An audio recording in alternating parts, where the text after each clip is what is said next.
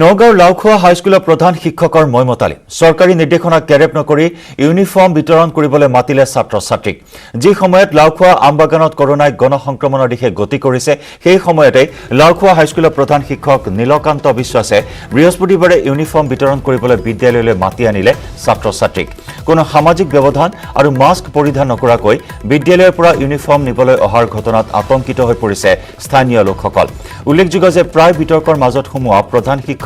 নীলকান্ত বিশ্বাসে চৰকাৰী নিৰ্দেশনাক ভেঙুচালি কৰি ইউনিফৰ্ম বিতৰণ কৰিবলৈ ছাত্ৰ-ছাত্ৰীক মতা কাৰ্যই ৰহস্যৰ সৃষ্টি কৰিছে বিগত সপ্তাহতো ছাত্ৰ-ছাত্ৰীক বিদ্যালয়লৈ মাতি চাউল বিতৰণ কৰিছিল প্ৰধান শিক্ষকজনে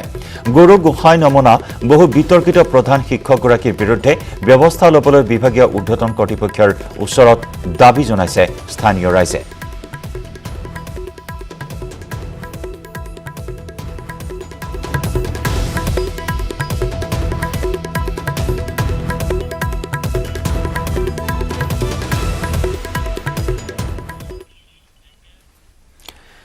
শোণিতপুৰৰ জিয়াভৰলী নৈয়ে এতিয়া বিপদ আনিছে খনামুখৰ কেইবাখনো গাঁৱলৈ জিয়াভৰলীৰ বুকুত জাহ গৈছে শ শ বিঘা কৃষিভূমি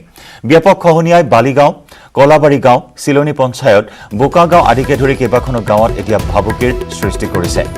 ইতিমধ্যে জিয়াভৰলীৰ খহনীয়াত উচন হৈছে প্ৰায় 500 বিঘাৰো অধিক কৃষিভূমি ফলত মূৰে কপালে হাত দিবলগীয়া হৈছে কৃষক ৰাইজে জিয়াভৰলী নৈয়ে গতি সলালে হয়তো নিশেষ হ'ব বালিগাঁও কলাবাৰী গাঁও চিলনী বোকাগাঁও বছৰ বছৰ ধৰি হৈ থকা জিয়াভৰলী নৈৰ খহনীয়া ৰোধ কৰিবৰ বাবে বিভাগীয় কৰ্তৃপক্ষক আবেদন নিবেদন কৰি আহিছে যদিও আজি পৰ্যন্ত সঁহাৰি লাভ নকৰিলে বিভাগীয় কৰ্তৃপক্ষৰ ফালৰ পৰা শীঘ্ৰে জিয়াভৰলীৰ খহনীয়া ৰোধ কৰাৰ বাবে ব্যৱস্থা গ্ৰহণ কৰিবলৈ তেজপুৰৰ সাংসদ পল্লৱলোচন দাস তথা ৰাজ্য চৰকাৰ প্ৰশাসনৰ ওচৰত দাবী উত্থাপন কৰিছে ৰাইজে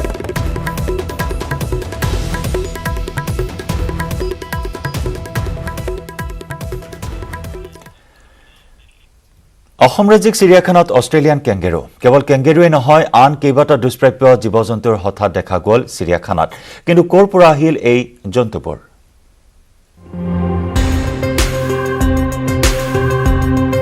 বিশ্বজুৰি কৰোনা মহামাৰীৰ সংক্ৰমণৰ মাজতে অসম ৰাজ্যিক চিৰিয়াখানালৈ ভাল খবৰ অসম ৰাজ্যিক চিৰিয়াখানাত বহি মহাদেশৰ 12টা বিশেষ প্ৰজাতিৰ প্ৰাণী কেংগেৰু এল ডেব্ৰা কাছ কাপুচিন বান্দৰ হায়াক্লিট মাকাও এই বিশেষ প্ৰজাতিৰ প্ৰাণীকেইটা আফ্ৰিকা দক্ষিণ আমেৰিকা মহাদেশৰ বুলি সন্দেহ পশু চিকিৎসকৰ আমি তাৰ ভিতৰত আছিলে আমাৰ হায়াচিন্থ মাকাও আছিলে 6টা এলডেব্ৰা হেৰি আছিলে এলডেব্ৰা আপোনাৰ কি টৰ্টইজ আছিলে 3টা যেটো লাৰ্জেষ্ট টৰ্টইজ আৰু কেংগেৰু এটা পাইছে পোৱালি কেংগেৰুটো আৰু হেৰি আছিলে আপোনাৰ কেপুচিন মাংকি 2টা পাইছে জেনেৰেলি এইকেইটা সাউথ আফ্ৰিকা অৰিজিন একচুৱেলি আমি সন্দেহ কৰিছোঁ মালয়েছিয়া ইণ্ডোনেছিয়া বা ফিলিপাইনছ এই চাইডৰ পৰা আহিব পাৰে বুলি পিছে এয়া কোনো ৰাজ্যৰ বন বিভাগ তথা ৰাজ্যিক চিৰিয়াখানা কৰ্তৃপক্ষই বহি মহাদেশৰ পৰা ক্ৰয় অথবা হস্তান্তৰ কৰা জীৱ-জন্তু নহয় বিপৰীতে শিলচৰৰ পৰা গুৱাহাটীৰ মাজেৰে বহিৰাজ্যলৈ অসাধু চক্ৰই কঢ়িওৱা জীৱ-জন্তু ট্ৰাকৰ মাজত অতি কষ্টকৰভাৱে কঢ়িয়াই আনিছিল এটা চক্ৰই যাৰ বাবে ৰাজ্যিক চিৰিয়াখানাত চিকিৎসাধীন অৱস্থাত আছে এই প্ৰাণীকেইটা সৌভাগ্যক্ৰমে জব্দ কৰা প্ৰাণীকেইটা বৰ্তমান সুস্থ এতিয়াও কিন্তু বহুত ষ্ট্ৰেছতে আছে চৰকাৰটা বাকী কাছকেইটা পৰা এডজাষ্ট হৈ গৈছে বান্দৰকেইটাও বহুতখিনি এডজাষ্ট হৈ গ'ল আৰু ধৰক এতিয়া কেংগেৰুটো এতিয়া প্ৰথম মাহতে যথেষ্ট দুৰ্বল আছিলে চকু এটাও অলপ বেয়া হৈ আছিলে সেইখিনি ট্ৰিটমেণ্ট কৰোঁতে এতিয়া কেংগেৰুটো ভাল হৈ আহিছে ৰাজ্যিক চিৰিয়াখানা কৰ্তৃপক্ষৰ পৰা লাভ কৰা তথ্য অনুসৰি আৰু কিছুদিনৰ চিকিৎসাৰ প্ৰয়োজন হ'ব প্ৰাণীকেইটাক আৰোগ্য লাভ কৰিলে প্ৰথমবাৰলৈ ৰাজ্যিক চিৰিয়াখানাত দৰ্শনাৰ্থীয়ে প্ৰত্যক্ষ কৰিব পাৰিব বহি মহাদেশৰ প্ৰাণী কেমেৰা পাৰ্চন মনোজ দেউৰীৰ সহযোগত বলেন ভট্টাচাৰ্যৰ report news 18 Assam north east পশ্চিম ছিকিমত ৰংগীত নৈৰ কাল ৰূপ ধাৰণ নেৰানেপেৰা বৰষুণৰ ফলত দ্ৰুতগতিত বৃদ্ধি পাইছে ৰংগীত নৈৰ জলপৃষ্ঠ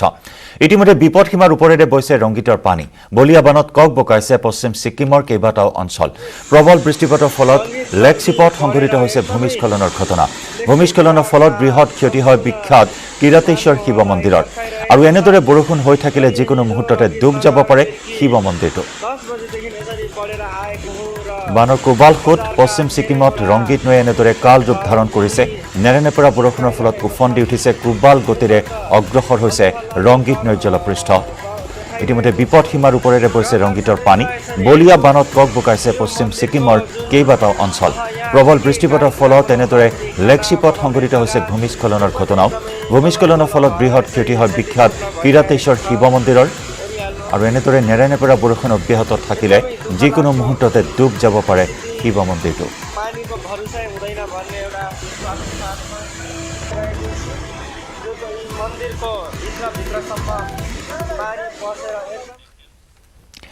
বিজেপিয়ে ৰিপৰ্ট কাৰ্ড দিয়াক লৈ দেওবাৰে প্ৰতিক্ৰিয়া প্ৰকাশ কৰিছিল অসম প্ৰদেশ কংগ্ৰেছৰ সভাপতি ৰিপুণ বৰাই সভাপতি ৰিপুণ বৰাই প্ৰতিক্ৰিয়া প্ৰকাশ কৰি বিজেপিৰ বিৰুদ্ধে চাৰ্জশ্বীট দাখিল কৰিম বুলি কোৱাৰ পিছতে এতিয়া উভতি ধৰিছে বিজেপিয়ে ঢেকিয়াজুলি জামুগুৰিহাটৰ কাণ্ডত মাত নমতা সাংসদ অজিত কুমাৰ ভূঞাকে ধৰি বহু কেইজনলৈ প্ৰশ্ন মমিনুল আৱালৰ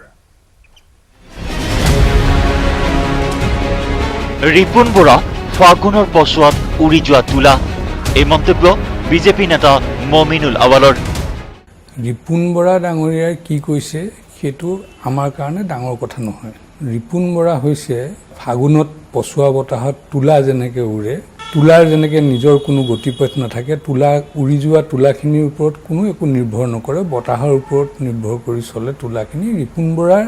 ৰাজনৈতিকভাৱে তেওঁৰ শক্তি সিমানখিনিয়ে তেওঁ ফাগুনৰ পছোৱাত উৰি যোৱা ধৰণৰ তিহাৰ ফেৰতে কি দিব চাৰ্জশ্বীট প্ৰশ্ন মমিনুল আৱালৰ বতাহ নাথাকিলে উৰি থাকিব নোৱাৰে ৰিপুণ বৰা এই বুলি কৈ মমিনুল আৱালে লগতে ক'লে বিজেপি ৰাইজৰ সহযোগত গঠিত দল সেই কথা নুবুজিব ৰিপুণ বৰাই তেওঁ তিহাৰ জেলত যাবলগীয়া অৱস্থা হৈছিল কংগ্ৰেছে হয়তো ভাবিছে যে তিহাৰ জেলৰ জেল খাটি অহা তেওঁৰ যি অভিজ্ঞতা আছে সেই অভিজ্ঞতাৰ ভিত্তিত দলৰ সভাপতি পদত তেওঁক ৰাখিছে গতিকে সেইটো কংগ্ৰেছৰ কথা ভাৰতীয় জনতা পাৰ্টীয়ে অসমৰ ৰাইজৰ মনৰ কথা বুজি অসমৰ ৰাইজৰ স্বাৰ্থত কাম কৰি আহিছে অকল ৰিপুণ বৰাকে আক্ৰমণ কৰি ক্ষান্ত নাথাকিল বিজেপি নেতাগৰাকী ঢেকিয়াজুলি জামুগুৰিহাটত সংঘটিত ঘটনাত কিয় নিমাত অজিত কুমাৰ ভূঞা প্ৰফুল্ল কুমাৰ মহন্ত অদিত ফুকন প্ৰশ্ন মমিনুল আৱালৰ চানমাৰীত শিৰ ফুলাই বক্তৃতা দিয়া এইসকল নেতাই তৰাত ধৰিলে তৰা ছিঙে নৰাত ধৰিলে নৰা লগতে ক'লে মেকুৰী দেখিলে নিগনি গাঁতত দৰে নিমাত এইসকল এইসকলৰ অৱস্থাটো এনেকুৱা হৈছে যে তৰাত ধৰিছে তৰাত ছিঙিছে নৰাত ধৰিছে নৰা ছিঙিছে এতিয়া জাতি মাটি ভেটিৰ কথা বহুতে ডাঙৰ ডাঙৰ বক্তব্য দিয়ে চতিয়াৰ যিটো ঘটনা সেই ঘটনাত আজি সেইসকল জাতিপ্ৰেমী যিসকল জাতিপ্ৰেমীয়ে ডিঙিৰ সুৰ ফুলাই চিঞৰিছিল আজি মনজিৎ মহন্তক মই সুধিব বিচাৰিছোঁ প্ৰফুল্ল মহন্তক সুধিব বিচাৰিছোঁ আজি হীৰেণ গোহাঁইক মই সুধিব বিচাৰিছোঁ আজি এই অদীপ ফুকনক মই সুধিব বিচাৰিছোঁ মই আজি অজিত ভূঞাক সুধিব বিচাৰিছোঁ যে এইবিলাক মানুহৰ তেওঁলোকৰ জাতি কি ইমানে নহয় এখোজ আগুৱাই গৈ সাংসদ অজিত ভূঞাকে ধৰি একাংশলৈ মমিনুল আৱালৰ প্ৰশ্ন তেওঁলোক অসমীয়া নে অসমীয়াৰ পক্ষত চানমাৰী ফিল্ডতো বহুতে তেনেকুৱা ধৰণৰ বক্তব্য আমি শুনিছিলোঁ ডিচেম্বৰ জানুৱাৰী মাহত কিন্তু আপোনালোকে চাব তেওঁলোকে কোনটো জাতিৰ কথা কৈছিল তেওঁলোকে অসমীয়া জাতিৰ কথা কৈছিল নে অসমীয়া জাতিৰ কথা কৈছিল তেওঁলোকৰতো জন্মসূত্ৰেতো ভাবিছোঁ যে তেওঁলোক অসমীয়াই কিন্তু কাৰ্যক্ষেত্ৰত আমি দেখা পাইছোঁ তেওঁলোক অসমীয়া কেমেৰা পাৰ্চন হিতেশৰ সহযোগত Raju Barua report news 18 Assam north east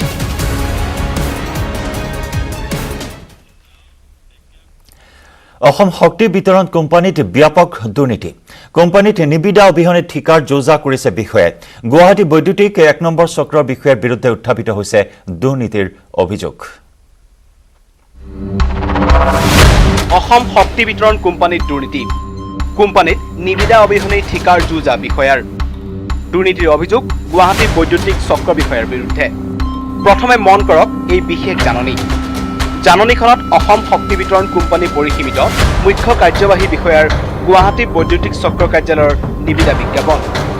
2020 চনৰ 30 জুলাইত প্ৰকাশ হৈছিল এই নিবিদা।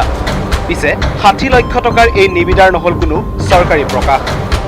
অনলাইন অথবা সংবাদ মাধ্যমত প্ৰকাশ নহল নিবিদা বিজ্ঞাপন। ইয়াৰ বিপৰীতে নিজ কাৰ্যালয়ৰ দুৱাৰমুখত জাননী লগাই সামৰিলে দায়িত্ব। আমি অফিচাৰক লগ ধৰিব আহিছোঁ, লগ ধৰিব পৰা নাই। আমি যোৱাকালিহে গম পাওঁ। যোৱাকালি লাষ্ট ডেট আছিলে আৰু নটিচ বৰ্ডত দিব নোৱাৰে। এইটো আচলতে এইটো ডাঙৰ টেণ্ডাৰটো নটিচ বৰ্ডত দিব নালাগে, অনলাইনত থাকিব লাগে বা নিউজ পেপাৰত দিব লাগে। নিয়ম কিছুমান আছে, নিয়মবিলাক ভায়লেট হৈছে। 60 lakhs কৰিছে, তাৰ ওপৰত হ'ব। এইটোতো অনলাইন টেণ্ডাৰ হ'ব লাগে।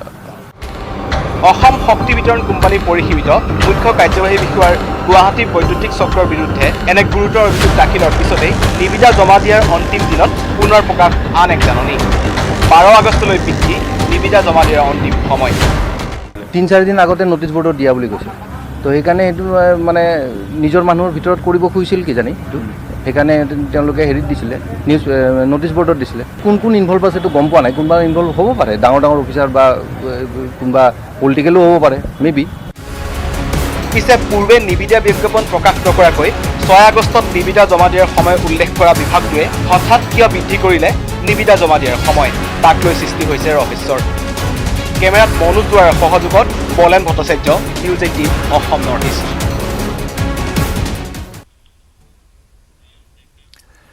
তিনিচুকীয়াৰ শদিয়াত এক উত্তপ্ত পৰিস্থিতি। ঘুমটি বিল আদৰ্শ চিকিৎসালয়ত নিশা উত্তেজনা। কোভিড মহিলা ৰোগীক চিকিৎসালয়ৰ হোম গাৰ্ডৰ দুৰ্ব্যৱহাৰ।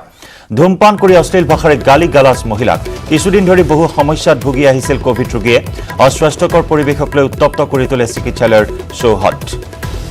তিনিচুকীয়াৰ শদিয়াত উত্তপ্ত পৰিস্থিতি। ঘুমটি বিল আদৰ্শ চিকিৎসালয়ত নিশা তীব্ৰ উত্তেজনা। কোভিড মহিলা ৰোগীক চিকিৎসালয়ৰ হোম গাৰ্ডৰ দুৰ্ব্যৱহাৰক লৈ এই উত্তেজনা বিৰাজ কৰে। ধূমপান কৰি অশ্লীল ভাষাৰে গালি গালাজ মহিলাক।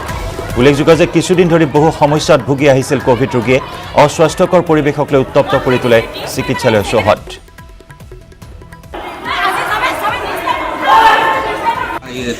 তালাবৰ অন্তৰ্গত আৰু বিভিন্ন জেগাৰ পৰা পেচেণ্টবিলাক গৈছে। তাত ইমান কমপ্লেইন আহিছে যে খোৱা বোৱাৰ নামত বাথৰুম পৰিষ্কাৰ নাই তাত, আৰু কাৰেণ্টৰ কিবা অসুবিধা হৈ আছে। সেইকাৰণে আমি অসম চৰকাৰ তথা স্বাস্থ্য বিভাগক অনুৰোধ কৰিছোঁ যে আপোনালোকে অতি সোনকালে ইয়াক কিবা পদক্ষেপ লওক, নহ'লে পেচেণ্টৰ বহুত বেয়া অৱস্থা হ'ব। আৰু আমি অতি দুৰ্ভাগ্যজনক যে এনেকুৱা তিনিচুকীয়া জিলাত এনেকুৱা অৱস্থা হৈ আছে আপোনাৰ ঘুমটি বিল আদৰ্শ চিকিৎসালয়ত। তাত আমি সদৌ অসম বাঙালী যুৱ ছাত্ৰ ফেডাৰেশ্যন তালাব আঞ্চলিক গভীৰ বিৰোধিতা কৰিছোঁ, আৰু লগতে চৰকাৰক হুঁচিয়াৰ দিব খুজিছোঁ যে অতি সোনকালে ইয়াত বিহিত ব্যৱস্থা লওক। সেইটো দিয়া নাই। এটা এগ দিছিলে, বইল এগ, তাৰপিছত ভেন্দি ভাজি, দাইল আৰু ভাত। ভাতটো মানে বৰ ভাল পোৱা নাই। আজিতো হেৰি এটা মানে হেৰি মিক্স হেৰি তৰকাৰী এখন দিছিলে, দাইল আৰু ভাতটো বৰ ভালকৈ হেৰি সিজাই নাই, তেনেকৈ দিছিলে।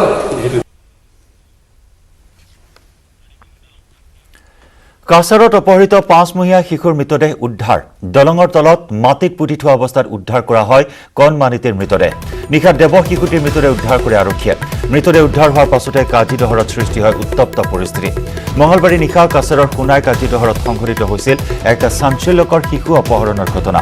দেৱজ্যোতি নাথ নামৰ এজন ব্যক্তিৰ ঘৰৰ খিৰিকী ভাঙি অস্ত্ৰধাৰী দুৰ্বৃত্তই অপহৰণ কৰিছিল কণমানি সন্তানটিক। ধ্ৰুৱজ্যোতি নাথ নামৰ শিশুটিক অপহৰণ কৰি 10 লাখ টকাৰ মুক্তিপণ দাবী কৰিছিল দুৰ্বৃত্তৰ দলটোৱে। কিন্তু অপহৰণ কাণ্ডৰ তদন্তত আৰক্ষীয়ে এগৰাকী মহিলাসহ আটক কৰিছিল 4জনক। ধৃত অভিযুক্তৰ ভাষ্যৰ ভিত্তিত অভিযান চলাই অপহৰণ কাণ্ডৰ 48 ঘণ্টাৰ পিছত উদ্ধাৰ কৰে অপহৃত শিশুটিৰ মৃতদেহ।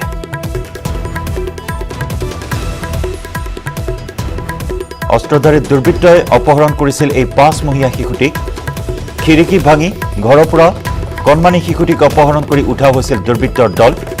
আৰু অপহৰণৰ পাছতেই 10 লাখ টকাৰ মুক্তিপণ দাবী কৰিছিল। কিন্তু 24 ঘণ্টাৰ পিছতে উদ্ধাৰ কৰা হ'ল এই কণমানিটিৰ মৃতদেহ। এই সমগ্ৰ ঘটনাক কেন্দ্ৰ কৰি ব্যাপক চাঞ্চল্য সমগ্ৰ শোকৰ ছাঁ এক হৃদয় বিদাৰক ঘটনা সংঘটিত হৈছে এই ঘটনাক কেন্দ্ৰ কৰি কিন্তু এতিয়া অপহৰণকাৰী জালত পৰা নাই আৰক্ষীৰ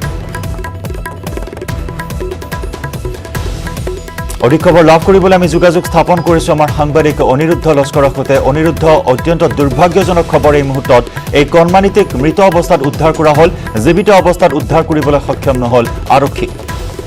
ঠিক আছে জয়ন্ত এইটো এটা ইমান মানে এটা নিউজ যেটো আমাক সকলক কৰিছে এই মঙ্গলবাৰে এইটো একদম হৈছিলে কিডনেপ হৈছিলে কিন্তু আমি স্পটত গৈছো স্পটত গৈ যেতিয়া খবৰ পালো ফাৰ্ষ্ট ট্ৰেচ কল ট্ৰেচ যেটো হৈছিলে 10 লাখ টকা যেটো ডিমাণ্ড কৰিছে 10 লাখ টকাৰ ডিমাণ্ডটো আহিছিলে জিৰিবামৰ পৰা আমাৰ কাছাৰৰ সংলগ্নতে এই জিৰিবাম হ'ল মণিপুৰৰ ফাৰ্ষ্ট ডিষ্ট্ৰিক্ট তো এই তাৰ পৰা এই কলটোখন আহিছিলে যে 10 লাখ টকা ডিমাণ্ড কৰিছে যেটো কাৰণ হ'ব চাগে কাছাৰ পুলিচ প্ৰশাসনে এইটো তাতে সোমাই কৰিব পৰা নাই ট্ৰেচ কৰিব পৰা নাই কিন্তু আজি ৰাতিপুৱাই এই খবৰটো আহিছে যে তাৰ মৃতদেহ উদ্ধাৰ হৈছে হুনাই সমষ্টি হুনাই টাউনৰ 1 কিলোমিটাৰ দূৰত এটা দলঙত তলতে পুতি থৈছিলে ইয়াতে আমি যোৱাকালি যেতিয়া আমিনুল হক লস্কৰ আমাৰ ডেপুটি স্পিকাৰ হুনাই সমষ্টিৰ বিধায়ক হয় যোৱাকালি SMCHৰ পৰা কোভিড পজিটিভৰ 7 দিন থকাৰ পিছত টেষ্টটো যেতিয়া ওলাইছিলে তেতিয়া ফাৰ্ষ্ট কথাটো কৈছিলে ডেপুটি কমিশনাৰ কাছাৰক যে এই বাচ্চাখনক ট্ৰেচ কৰি সেফলি পেৰেণ্টছক লৈ আহিবৰ কাৰণে চেষ্টা কৰিব লাগে কোভিড প্ৰটকলৰ কাৰণে ডেপুটি স্পিকাৰ ডাইৰেক্টলি যাব পৰা নাই কালি স্পটত কিন্তু আজি যেতিয়া এইটো খবৰ আহিছে এইটো এটা মানে সবক এটা চাঞ্চল্যকৰ সৃষ্টি কৰিছে জানো নিশ্চিত হবে কিন্তু এই মুহূৰ্তত অনিৰুদ্ধ জানিব বিচাৰিম যেহেতু আপুনি উল্লেখ কৰিলে যে মণিপুৰত ট্ৰেচ কৰিব পৰা নগল ভালদৰে যাৰ পৰিপ্ৰেক্ষিতত কিন্তু অপহৰণকাৰীক আৰক্ষীয়ে জালত পেলাবলৈ সক্ষম নহল কিন্তু এই মুহূৰ্তত জানিব বিচাৰিছো যে 4 গৰাকীকৈ লোকক ইতিমধ্যে আৰক্ষী আটক কৰিছিল আৰু সেই 4 গৰাকী লোকৰ ভাষ্যৰ ভিত্তিত উদ্ধাৰ কৰা হ'ল মৃতদেহ সেই 4 গৰাকী লোক কেনেদৰে জড়িত থাকিব পাৰে এই সমগ্ৰ ঘটনাত এগৰাকী মহিলাকো আটক কৰা হৈছে ঠিক কথা জয়ন্ত আমি যোৱাকালি এডিশনাল এসপি কাছাৰক কৰিছিলো যে কিয় এতিয়ালৈকে ট্ৰেচ কৰিব পৰা নাই তেতিয়া কৈছে ইনভেষ্টিগেশ্যনত আমি বহুত কি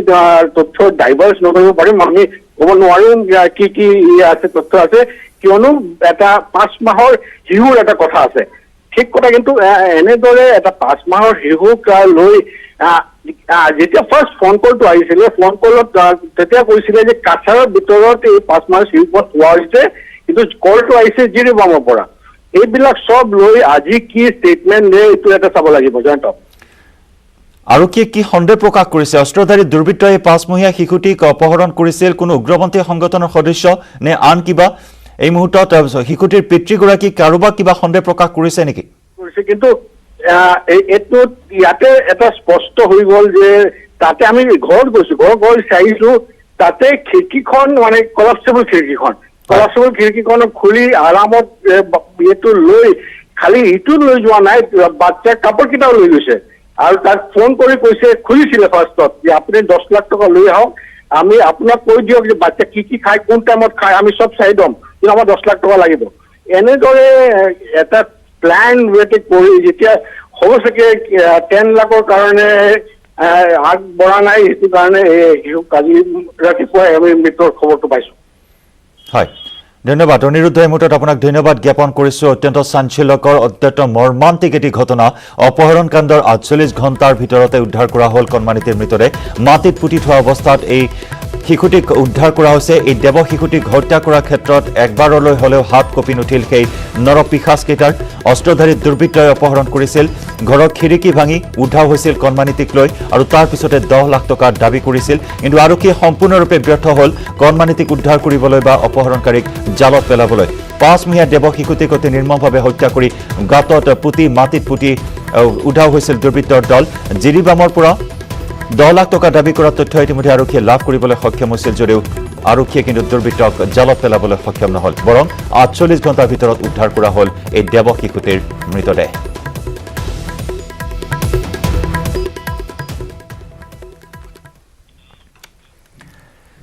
বানত ককবকাইছে মুম্বাইবাসীয়ে ধাৰাসাৰ বৰষুণে বিপৰ্যস্ত কৰি তুলিছে মায়ানগৰী মুম্বাইৰ জনজীৱন নেৰেনেপেৰা বৰষুণৰ ফলত মুম্বাইৰ সকলো বাট পথ স্তব্ধ হৈ পৰিছে বৰষুণৰ সমান্তৰালকৈ ধুমুহা আৰু ভূমিস্খলনত ভাঙি চুৰমাৰ হৈছে কেইবাটাও পৰিয়ালৰ বাসগৃহ ভূমিস্খলনত খহি পৰিছে বহুকেইটা অট্টালিকাও ৪৬ বছৰ পূৰ্বে ১৯৭৪ চনৰ আগষ্ট মাহত হৈছিল ভয়াৱহ বান ৪৬ বছৰৰ ব্যৱধানৰ পিছত মুম্বাইত হৈছে এয়া সৰ্বাধিক বৃষ্টিপাত বিগত ২৪ ঘণ্টাত মুম্বাইত হোৱা বৃষ্টিপাতৰ পৰিমাণ ৩৩১.৮ মিলিমিটাৰ ইপিনে মহাৰাষ্ট্ৰৰ মুখ্যমন্ত্ৰী উদ্ধৱ ঠাকৰে আৰু BMCৰ কমিশ্যনাৰে ক্ষতিগ্ৰস্ত বিভিন্ন অঞ্চল ভ্ৰমণ কৰি বুজ লয় পৰিস্থিতিৰ ঠায়ে ঠায়ে অব্যাহত আছে উদ্ধাৰ অভিযান বতৰ বিজ্ঞান কেন্দ্ৰই জনোৱা অনুসৰি অহা ২৪ ঘণ্টাত কঙ্কনৰ উপকূলীয় অঞ্চলত প্ৰবল বৃষ্টিপাতৰ সম্ভাৱনা আছে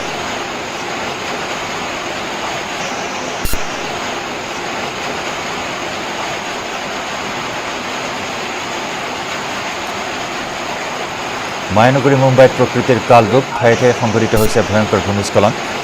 বানত আবদ্ধ হৈ পৰিছে প্ৰতিটো বাট পথ ভূমিস্খলনৰ বাবে বহু অট্টালিকাৰো ক্ষয় ক্ষতি হৈছে